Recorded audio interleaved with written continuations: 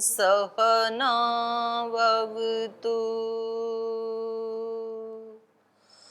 सहनौ भुनक्तु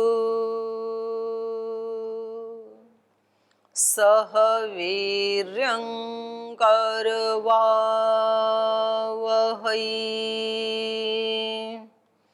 तेजस्विनावधीतमस्तु मा विद्विषावहै।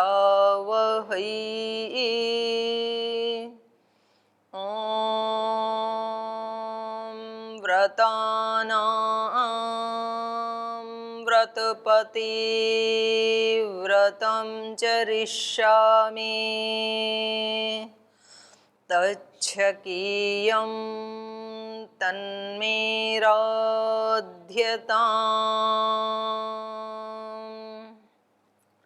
इदमहमनृतात् सत्यमुपैमि। ॐ शान्ति शान्ति शान्तिः।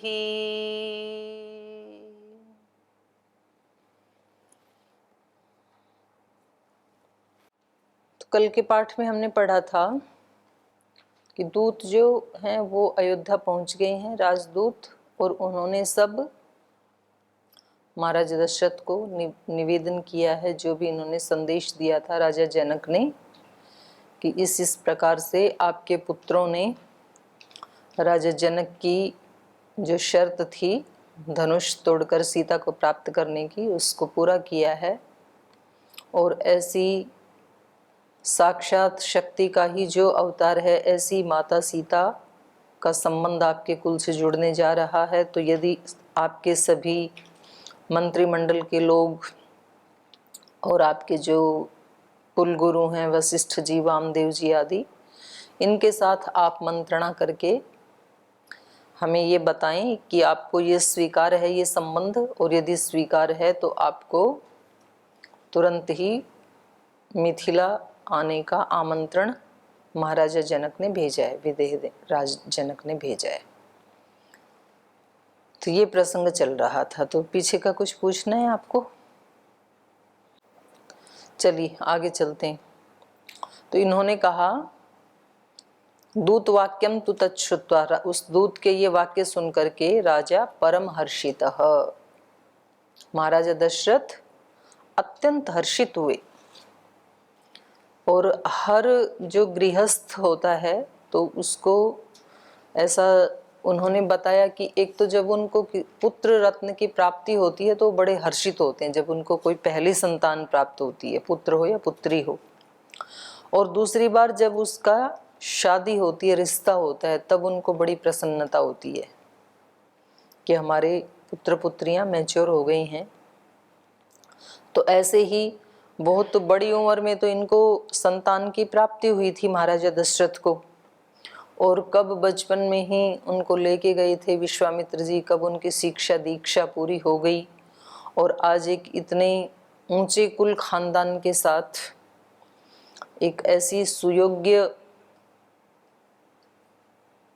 जो कि पूरे देश में जिसकी, देश विदेश पृथ्वी पे जिसकी ख्याति है, ऐसी एक बेटी के साथ इनके परिवार का संबंध जुड़ रहा है। तो ऐसे महाराजा दशरथ को परम हर्षित, सामान्य हर्ष नहीं था, परम हर्ष था। तो उन्होंने वशिष्ठम वामदेवम च मंत्रिणश्चैव एवं अब्रवीत, तो उन्होंने अपने कुल गुरु को और अपने मंत्रिमंडल के जो वामदेव जी आदि थे, ऐसे सुयोग्य विद्वानों को उनके साथ मंत्रणा की, अपने मंत्रियों को इस प्रकार के वाक्य कहे।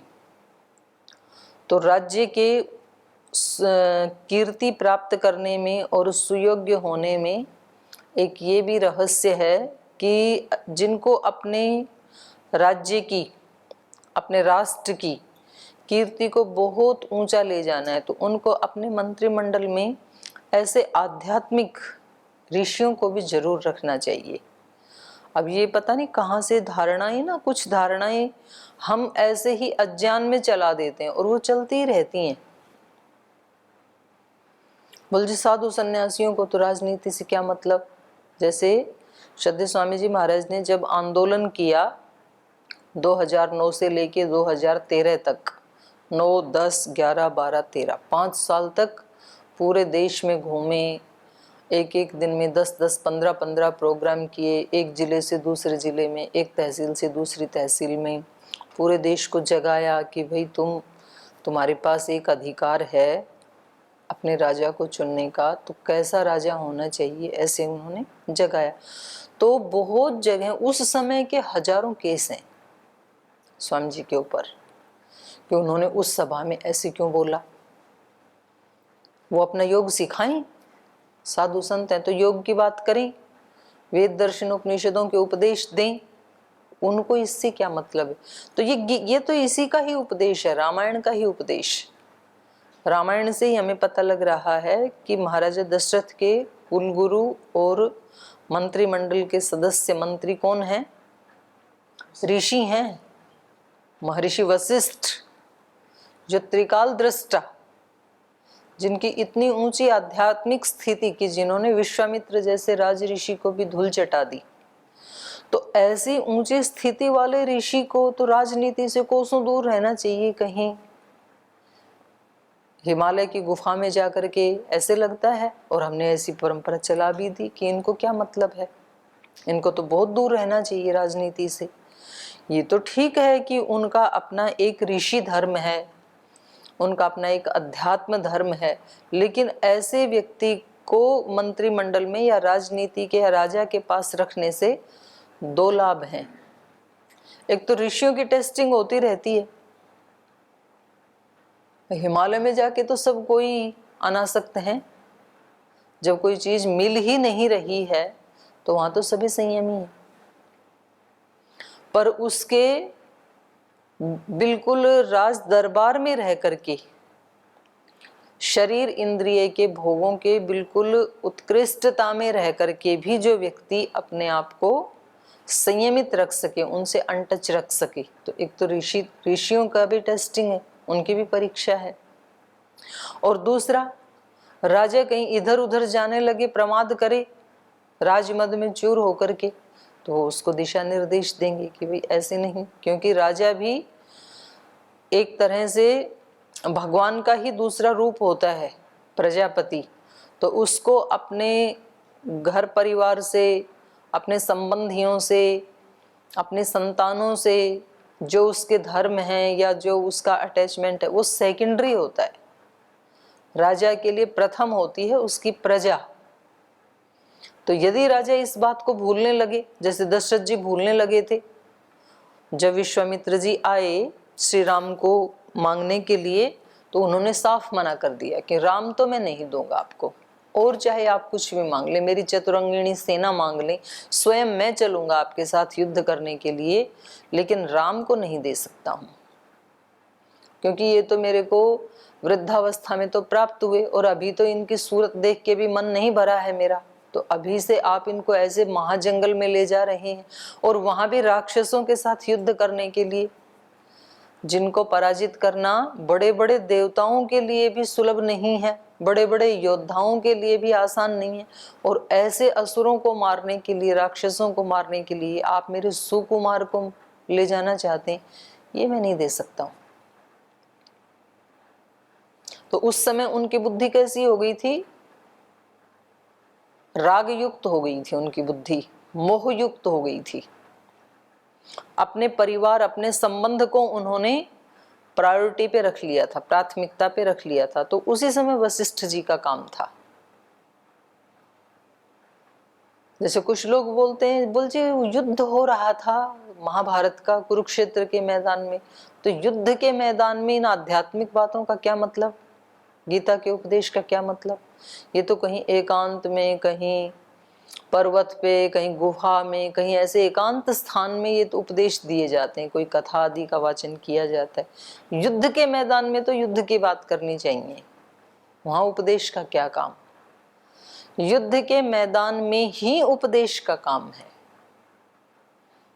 अगर कोई एकांत में बैठा हो और उपदेश भूल भी जाए तो चलेगा, लेकिन युद्ध करते समय यदि उपदेश भूल गया तो फिर वो व्यक्ति घोर पापी हो जाएगा।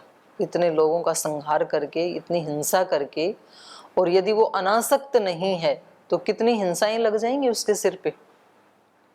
और अभी तो अर्जुन को हिंसा का दंड मिलने की बजाय उसको स्मृति उपलब्ध हो गई, उसका मोह नष्ट हो गया, गत संदेह हो गया, अपने स्वरूप में स्थित हो गया। कैसी अद्भुत बात है ये! इतने लोगों को मार काट डाला, इतना रक्त बहा दिया, और परिणाम में क्या मिला? आत्म उपलब्धि, ब्रह्म की उपलब्धि। तो इसलिए वहां पर ही सीखना जरूरी है। सारी जिंदगी संसार की सेवा करने में, बाल बच्चों की सेवा करने में, संबंधियों की सेवा करने में लगा दी, और परिणाम में क्या मिला? परिणाम में मिला हाथ मल के रोना धोना, कुछ भी नहीं मिला, पछताना मिला। अरे ये तो सारा जीवन ऐसे ही खो दिया। इसका मतलब है कि इस व्यक्ति के सर पे कोई इसको दिशा देने वाला कोई गुरु नहीं था, तो वो सारा वेस्ट चला गया। और सारे संबंध निभा करके, संसार का उपकार करके, अपने बाल बच्चों का भी उपकार करके, स्वयं भी सारे संसार को अच्छी तरह से उसको तत्व रूप में देख करके, भोगों को भी यथार्थ देख करके, और परिणाम में इस व्यक्ति को क्या मिले? मोक्ष। ये वैदिक परंपरा है। 4 आश्रम की पहले ब्रह्मचारी रही, तो ये भी कोई गुरु ही तो बताएगा कि अपने संतानों को आप कहाँ भेजें? गुरुकुल में भेजें। तो महर्षि वशिष्ठ ने बताया कि श्री राम को कहाँ भेजें? गुरुकुल में भेजें, कॉन्वेंट स्कूल में नहीं भेजें। वो सिखाएंगे इनको जीवन कैसे जीना है। कृष्ण को भी गुरुकुल में भेजा गया, राम को भी गुरुकुल में भेजा गया, तो ये कोई ऋषि तो बताएगा।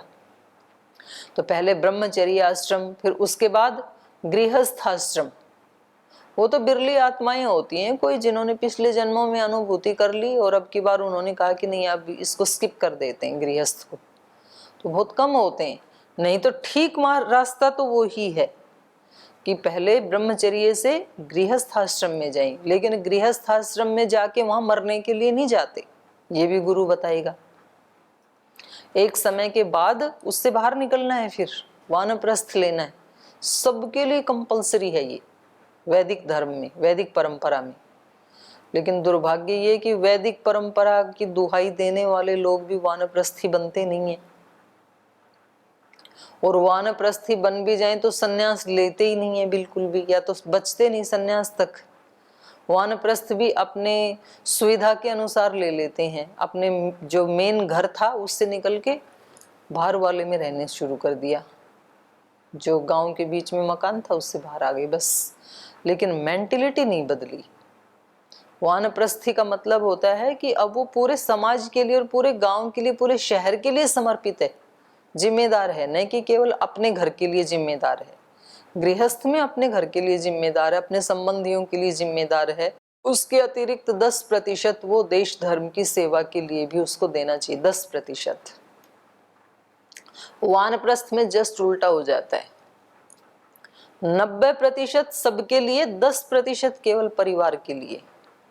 ये वैदिक धर्म है। और यहां इसने 90% अभ्यास कर लिया, तो फिर इससे अगला पड़ाव है संन्यास आश्रम। उसमें 100% दूसरे के लिए, भगवान के लिए, समाज के लिए, राष्ट्र के लिए। और इस व्यक्ति की जब मृत्यु होती है इस रास्ते से चलते हुए, तो परिणाम में इसको मिलता है जीवन मोक्ष। पहले जीवन मुक्ति मिलती है, जीते जी मुक्त होता है। जब अपनी कोई भी कामना छोड़ी नहीं व्यक्ति ने, सब मार डाली, और पूरा का पूरा 100% किसके लिए जी रहा है? भगवान के लिए, राष्ट्र के लिए, मानवता के लिए। इसी का नाम संन्यास है। जैसे कि श्रद्धेय स्वामी जी महाराज जी रहे हैं। ये क्या है? ये जीवन मुक्ति है। और ऐसे और भी जो ऐसे सन्यासी हैं, योगी हैं, देखो सन्यास नाम इसका नहीं है कि बस अब हम कुछ काम नहीं करेंगे, हमने सन्यास ले लिया। नहीं, अब आप अपने लिए नहीं करेंगे कुछ भी, आसक्ति पूर्वक नहीं करेंगे, सब कुछ अब आप भगवान के नाते करेंगे, निष्काम होकर के। अब आप सब कुछ देश के लिए करेंगे, धर्म के लिए, मानवता के लिए करेंगे। अब आप प्राणी मात्र के लिए करेंगे, न केवल मानवता के लिए, मानवेतर जो जीव जगत है उसके लिए भी सेवा करेंगे। तो अहरनिश आपका जीवन क्या बन जाएगा? यज्ञ बन जाएगा। तो इसलिए सन्यासी को कहा जाता है कि अब आपको सुबह शाम यज्ञ करने की आवश्यकता नहीं है, अब आपका एक एक कर्म यज्ञीय हो गया है। तो ये वैदिक परंपरा है। तो ये तो तब समझाएंगे जब कोई गुरु होंगे। तो अपने, चाहे वो राजनीति है, चाहे वो गृहस्थ है, घर परिवार है, गुरु की परम महत्ता है भारतीय संस्कृति में और वैदिक परंपरा में। तो इसलिए इन ऋषियों को जरूर पास में रखना चाहिए। अब ये तो राजे हैं तो ठीक है, इन्होंने तो अपने मंत्रिमंडल में रखा, और कोई भी राजे हैं, भले ही वो लोकतंत्र है या राजतंत्र है, ऐसे ऋषियों का मंत्रिमंडल में रखना बहुत जरूरी है। ये ही बताएंगे कि आपके लिए प्रजा पहले है, परिवार बाद में है, संबंध बाद में है। और जब ऐसा होता था तो फिर उसी का नाम सतयुग है। जितने भी महापुरुष होते थे, तो इन्होंने, यद्यपि ये इनके अपना खुद का, अपने परिवार का मामला है, अपने बेटे की शादी होने जा रही है, तो इसमें दूसरों से सलाह लेने का क्या मतलब है? सलाह ही लेनी है तो सबसे पहले अपनी रानियों के पास जाते। ये हमारा पारिवारिक मामला है, फैमिली मैटर है, ये हमारा पर्सनल मैटर है, ऐसे व्यक्ति कह सकते हैं ना।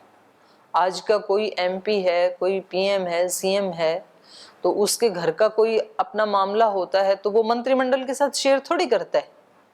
वो कहता है यहाँ पर राजनीति की बात करो, देश की बात करो, मेरा जो प्राइवेट अपना फैमिली मैटर है वो अपने घर जाके अपने फैमिली के साथ शेयर करूंगा। तो अपने बेटे की शादी तो ये उनके साथ शेयर करने का थोड़ी ही है, लेकिन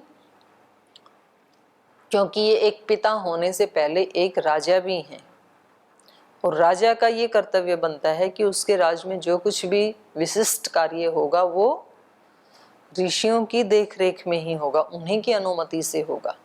जब गुरुकुल में वशिष्ठ की अनुमति से गए हैं तो अब शादी भी उन्हीं की अनुमति से होगी। और जब, चलो ऐसे ऋषि अगर किसी को ना मिले, भाई इतने ऋषि कहाँ से लाएं हर घर में, तो फिर अपने माता पिता और कोई ना कोई आध्यात्मिक गुरु तो सबके पास होता ही है, तो उनकी सलाह लेकर के सब काम करें। उनकी सलाह लेकर के सब काम करेंगे तो जीवन में कभी भी व्यक्ति को बर्डन नहीं होगा, कभी सरदर्द नहीं होगा, कभी डिप्रेशन नहीं होगा, क्योंकि वो अपनी हर बात को शेयर कर लेता है औरों के साथ, और दूसरे लोग सलाह भी देते हैं। जब दूसरों को भी ये पता होता है कि भाई ये हृदय से कोई सलाह ले रहा है, तो वो फिर उसके लिए उत्तम से उत्तम सोच करके बताएगा। और एक वो भी स्थिति होती है कि मतलब अपने माँ बाप से तो कुछ पूछना नहीं, बोली इनको तो कुछ आता नहीं है, और जो दूसरे लोग हैं उनसे जाकर के पूछना, तो दूसरे लोग भी आपकी हृदय से इज्जत नहीं करेंगे। उनको भी पता है भैया अपने माँ बाप की तो इज्जत कर नहीं रहा है, तो हमारे पास आ रहा है तो ये किसी स्वार्थ से आ रहा है। तो आपका वो हित दूसरे लोग कभी नहीं कर सकते जो आपके माता पिता कर सकते हैं, जो आपके गुरुजन कर सकते हैं। यदि कोई सन्यासी है, ब्रह्मचारी है, आश्रम में रहता है, अपने गुरु के साथ तो शेयर करते नहीं है, इधर उधर छोटे मोटे अपनी ही कैटेगरी के जो लोग हैं उनके साथ अपनी प्रॉब्लम्स जो है वो शेयर करते रहते हैं। हम वो क्या समाधान देंगे, वो तो आपके जैसे हैं। आप अपने गुरुओं के साथ शेयर करें छोटी से छोटी समस्या को भी। हो सकता है वो आपको डांट दें, लेकिन डांट भी देंगे तो भी आपको उबारने वाला सबसे पहला हाथ उन्हीं का होगा। आजकल जो बच्चे युवा हो जाते हैं, अपनी मन मर्जी से अपने विवाह, रिश्ते, शादी कर लेते हैं, एक तो ये हमारे पास ये इतिहास है कि राम लक्ष्मण को कुछ नहीं पता है, जो उन्होंने गुरु की आज्ञा से जो बताया उन्होंने धनुष को तोड़ दिया। अब अगला निर्णय सीधा माता पिता के पास पहुंचा है, दूत भेजे गए वहां पे, वे बताओ उनको जाकर के। अभी तो बच्चे तय कर लेते हैं, यहाँ बच्चों को कुछ नहीं पता है, सीता माता को कुछ नहीं पता, उनके पिता ने शर्त रखी थी, उनकी प्रतिज्ञा है, वो किसको देंगे। बच्चों को, भाइयों को कुछ नहीं पता, राम लक्ष्मण को उनके पिता भी अपने ऊपर नहीं ले रहे हैं, वो भी ऋषियों से डिस्कस कर रहे हैं। आजकल तो बच्चे कॉलेज में पढ़ते पढ़ते खुद ही अपने संबंध जोड़ लेते हैं, और फिर कोई कोई तो बताते भी नहीं है माता पिता को, सीधी शादी करके ही घर में आ जाते हैं, बोले जी आ गए हम तो। फिर कभी कभी माता पिता नाराज होते हैं तो उनको वापस कर देते हैं, बोले बाहर निकलो, किसको ले आए, किसकी सलाह से लेके आए आप। कुछ ऐसे होते हैं जो अपने घर में आके बताते हैं, बोले जी हम तो पढ़ रहे थे और हमारे को तो, हमने तो उनके साथ संबंध जोड़ लिया, बेटा हो या बेटी हो। तो कभी कभी माता पिता उनको डांटते हैं, हो सकता है वो एक थप्पड़ भी लगा दें उस समय पे, तुमने ये कि पढ़ने के लिए भेजा था कि वहां शादी करने के लिए भेजा था, इस काम के लिए तो भेजा ही नहीं था, आपको भेजा था पढ़ने के लिए, ये क्या आप नया एक मैटर लेके आए हो, नया प्रोजेक्ट। तो हो सकता है वो आपकी पिटाई भी कर दें, लेकिन यदि आप उस पिटाई में गिर पड़े, आपके नाक के ऊपर थप्पड़ लगा, नाक से लहू बह रहा है, तो डॉक्टर के पास भी सबसे पहले पिता ही लेके जाएगा, पड़ोसी नहीं लेके जाएगा। तो इसलिए व्यक्ति को अपनी हर छोटी या बड़ी समस्या का समाधान जो अपनों से मिल सकता है, माता पिता से, गुरुजनों से, वो बाहर वालों से कदापि नहीं मिलेगा। आपके पास कुछ है तो बाहर वाले आपके साथ मित्रता कर लेंगे, लेकिन जिस दिन आपके पास कुछ नहीं रहेगा वो आपको आउट कर देंगे, और वो बोलेंगे कि तू अपने माता पिता का तो है नहीं, हमारा क्या बनेगा। तो आप उस समय टूट जाएंगे, और उस टूटे हुए समय में भी आपको कोई गले से लगाने वाला होगा, हृदय से लगाने वाला होगा, तो वो आपके माँ बाप या आपके गुरुजन ही होंगे, तो भी उनमें ही होती है इतनी करुणा। तो इसलिए इन्होंने उस दूत के वाक्यों को सुनकर के परम हर्षित हुए महाराजा दशरथ, और इन्होंने वशिष्ठ और वामदेव जी को ये बातें कही, भाई ये दूत आए हैं, देख लो क्या करना है आगे। तो इसको हम पढ़ते हैं। गुप्तः कुशिकपुत्रेण कौसल्यानन्दवर्धनः लक्ष्मेण सह भ्रात्रा विदेहेषु वसत्यसौ दृष्टवीर्यस्तु काकुत्स्थो जनकेन महात्मना संप्रदानं सुतायास्तु राघवे कर्तुमिच्छति यदि वो रोचते वृत्तं जनकस्य महात्मनः पुरीं गच्छामहे शीघ्रं मा भूत्कालस्य पर्ययः मन्त्रिणो बाढमित्याहुः सह सर्वैर्महर्षिभिः सोप्रेतश्चाब्रवीद्राजाश्वो यात्रेति च मन्त्रिणः मन्त्रिणस्तु नरेन्द्रस्य रात्रिं परमसत्कृताः ऊषुः प्रमुदिता सर्वे गुणैः सर्वैः समन्विताः। तो इन्होंने बताया गुप्त कुशिक पुत्रेण कौसल्या आनंद वर्धन, कह रहे हैं कौसल्या आनंद वर्धन, कौशल्या के आनंद को बढ़ाने वाले अर्थात श्री राम, लक्ष्मणेन सह भ्रात्रा, अपने छोटे भाई लक्ष्मण के साथ, कुशिक पुत्रेण गुप्त, कुशिक पुत्र माने विश्वामित्र, कौशिक के पुत्र विश्वामित्र जी के साथ गुप्त, गोपु रक्षणे, उनके संरक्षण में है। कौशल्या के आनंद को बढ़ाने वाले श्री राम अपने छोटे भाई लक्ष्मण सहित किसके संरक्षण में हैं? विश्वामित्र जी के संरक्षण में है। विदेहेषु वसति असौ, और इस समय ये कहाँ है? राजा जनक के राज्य में है। विदेहेषु, विगत देहेषु, जो देह भाव से ऊपर उठ गए हैं, ऐसे विदेह जनक के राज्य में हैं, उनके देश में वसति, वो निवास कर रहे हैं। ऐसे किसने बताया? ऐसे महाराजा दशरथ ने बताया वशिष्ठ को और वामदेव जी को। दृष्टवीर्यस्तु काकुत्स्थो जनकेन महात्मना संप्रदानम सुतायास्तु राघवे कर्तुमिच्छति।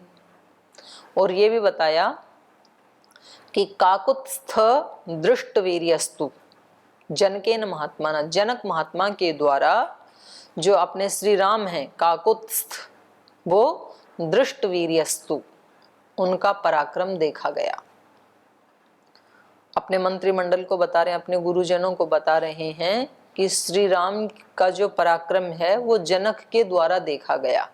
अर्थात श्री राम ने जो धनुष तोड़ा, जो कि आज तक किसी देवताओं ने, किसी असुरों ने, राक्षसों ने, किन्नरों ने, यक्षों ने, किसी ने भी उसको उठा भी नहीं पाई, हिला भी नहीं पाई थी, जो ऐसे उस दिव्य धनुष को श्री राम ने तोड़ा है और उसके इस पराक्रम को महाराजा जनक ने अपनी आंखों से देखा है। तो जनक की भी बहुत बड़ी कीर्ति थी उस समय। वो आध्यात्मिक राजा भी थे, माने परम धार्मिक भी थे, और परम धार्मिक, परम आध्यात्मिक, प्रजापालक, ज्ञानी, तो सब तरह के ही तो गुण थे उनके अंदर। तो उनकी परम कीर्ति थी, तो इसलिए उनको सब जानते हैं। तो ये कह रहे हैं ऐसे महात्मा जनक के द्वारा, यहाँ पर जनक के लिए शब्द का प्रयोग किया महात्मा, महाराजा नहीं किया। तो कह रहे हैं महात्मा जनके न, महात्मा जनक के द्वारा। जो महात्मा होता है ना, महात्मा का मतलब महान आत्मा, महान आत्मा का मतलब वो व्यक्ति धार्मिक भी है जिसने अभ्युदय और निःश्रेयस दोनों को बढ़ाया है, वो व्यक्ति धार्मिक है, महान है वो व्यक्ति। तो इसलिए महात्मा शब्द कहने से उसकी दोनों प्रकार की जो उन्नति है उसका समावेश हो जाता है महात्मा शब्द में। तो महात्मा जनकेन काकुत्स्थ दृष्टवीर्यस्तु, अपने गुरुजी को, वशिष्ठ जी को, वामदेव जी को बता रहे हैं कि गुरुजी, महात्मा जनक के द्वारा श्री राम के पराक्रम को देखा गया है और उस पराक्रम को देख करके सुतायाः संप्रदानम कर्तुम इच्छति राघवे, वो राघव के लिए, श्री राम के लिए अपनी पुत्री का संप्रदानम कर्तुम इच्छति, अपनी पुत्री का संबंध जोड़ना चाहते हैं, अपनी पुत्री को देना चाहते हैं श्री राम के लिए, राघवे, राघव के लिए। क्योंकि उनकी प्रतिज्ञा क्या थी कि जो पराक्रमी होगा, मेरी पुत्री तो वीर्य शुल्का है, मेरी पुत्री का शुल्क क्या है, पराक्रम है, तो जो पराक्रम दिखाएगा वो मेरी पुत्री को ले जाएगा। तो ऐसा उनकी प्रतिज्ञा थी। तो इसलिए ये उनकी प्रतिज्ञा, ये पराक्रम दिखाने का कार्य श्री राम ने किया है, इसलिए वो अपनी पुत्री को राघवे कर्तुम इच्छति, राघव को देना चाहते हैं। ऐसा महाराजा दशरथ ने अपने गुरुजनों को बताया।